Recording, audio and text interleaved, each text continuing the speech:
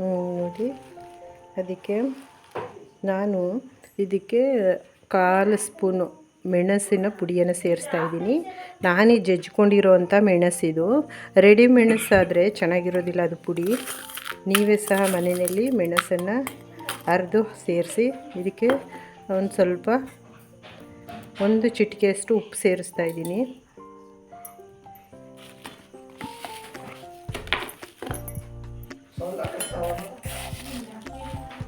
ಇಲ್ಲಿ tea spoon full ಸಕ್ಕರೆ ಸೇರಿಸ್ತಾ ಇದ್ದೀನಿ.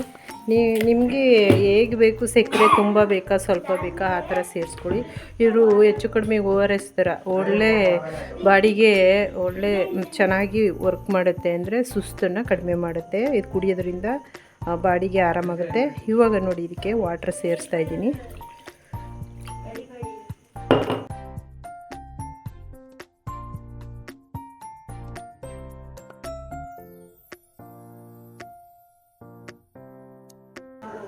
ನೋಡಿ, ಇವಾಗ ಇದು ರೆಡಿ ಆಯಿತು. ನೋಡಿ, ಏನು ಸೂಪರಾಗಿ ರೆಡಿಯಾಗಿದೆ. ಒಳ್ಳೆ ಗುಡ್ ಸ್ಮೆಲ್, ಮೆಣಸು ಎಲ್ಲ ವಾಸನೆ ಚೆನ್ನಾಗಿ ಬರ್ತಾಯಿದೆ. ಇವಾಗ ಇದನ್ನು ನಾನು ನೋಡಿ ಶೋಧಿಸ್ತೀನಿ.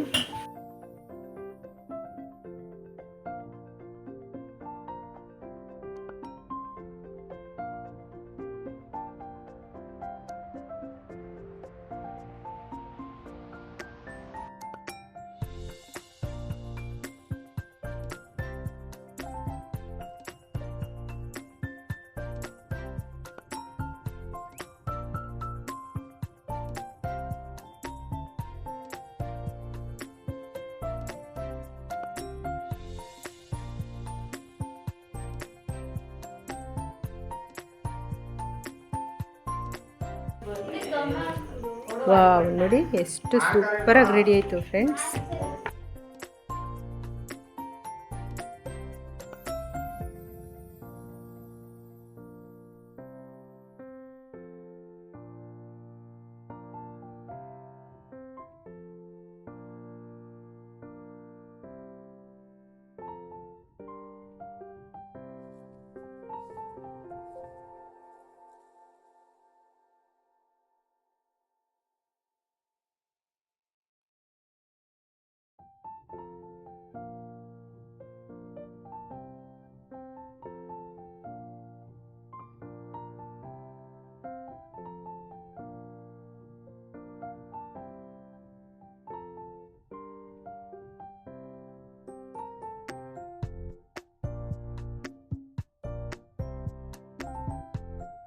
ಹಲೋ ಫ್ರೆಂಡ್ಸ್, ನಾನು ಈ ದಿನ ಮೂಸಂಬಿ ಜ್ಯೂಸ್ ಮಾಡಿದ್ದೀನಿ ಫ್ರೆಂಡ್ಸ್. ಸೂಪರಾಗಿರುತ್ತೆ ಫ್ರೆಂಡ್ಸ್. ಒಮ್ಮೆ ನೀವು ಮಾಡಿ ಟೇಸ್ಟ್ ನೋಡಿ, ತುಂಬ ಚೆನ್ನಾಗಿರುತ್ತೆ, ಹೆಲ್ತಿ ಕೂಡ.